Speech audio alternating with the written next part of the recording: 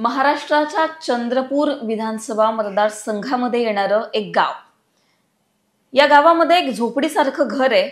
या घरामध्ये तब्बल 119 मतदार असल्याची नोंद झाली. तिकडे जाऊन जेव्हा तपासण्यात आलं तेव्हा समजलं की या घरामध्ये फक्त 2 लोक राहतात, जे घर आता बंद आहे. या घरामध्ये जर 2 लोक राहत असतील तर उरलेले जे सगळे मतदार आहेत ते बोगस मतदार आहेत का? जर इकडे महाराष्ट्र विधानसभा आहे, चंद्रपूर आपण मतदारसंघ बघितला आणि आता घुग्गुस जेव्हा सर्च केला मी, एक PDF आला. या PDF मध्ये बघा आम्हाला काय सापडलं. इकडे बघा, घर क्रमांक 350, घर क्रमांक 350, घर क्रमांक 350.